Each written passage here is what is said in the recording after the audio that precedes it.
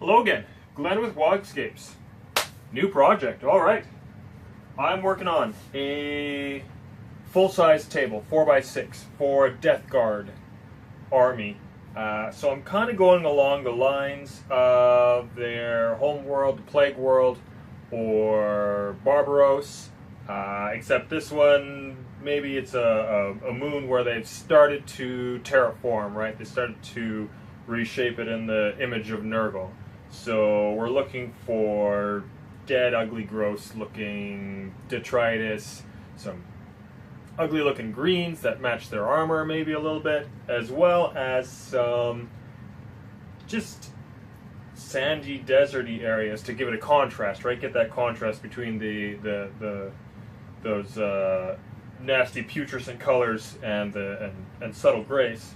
So I started off with a sample board and I'm practicing with different techniques and colors.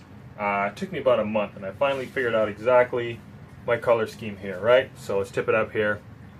So the more nurgly, that's a word, nurgly infected areas are going to be that green, almost swampy kind of look.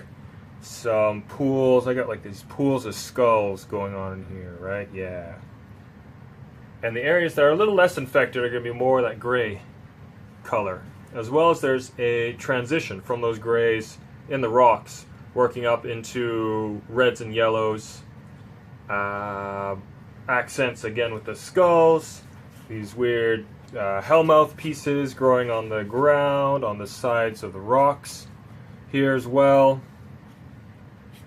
And you get to see more of that once I finally start working that into the table itself.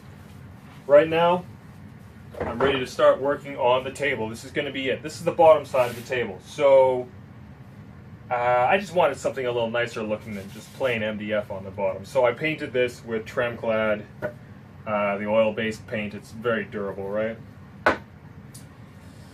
This is 3/4 inch MDF, and it's pretty darn solid. But it still has a bit of a bounce to it, right? It can still move a little bit, and I don't want this table moving around and my details cracking on it. So on top of this, or rather underneath this, I'm going to be putting weld steel 3/4 inch, like that. So that's going to go all the way around the perimeter. That's going to get glued and screwed down, and hopefully that'll keep this thing solid. So that's where I'm starting for now. Alright, check back in a little bit, see how it's going. Okay, so I've flipped over the table, I've drilled the holes, and I've put on a countersink on these holes, right? So that when I put my screw, my self-tapping screw, that's what's going to go into the steel here. When that goes through, that's nice and even. Of course, not just the head, I also need, I lost the bit. Where's the bit? See if you can, there it is. I need to be able to get this in there, right? Right, right, right, oh, here we go. I do need to be able to get that whole thing in there, right, when I'm screwing it in. So that's just where I'm at there. Okay, all done. I've attached the steel to the bottom. There we go. You can see how it goes in there. And I don't know if we're going to be able to see inside the tube there. Yeah, you can see a little bit. There's a piece of that screw there. Let's back up a little bit.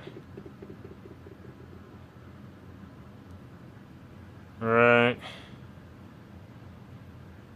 So the screws, you can see there, and like I said, I also wanted to glue it, and I used PL Premium for that. And I'm not a construction expert, so anyone out there can tell me if that would be the best glue to use. I've always had good luck using PL, and Premium is obviously premium, so therefore it must be the best, right? Kind of basing it off of that. Alright, cheers!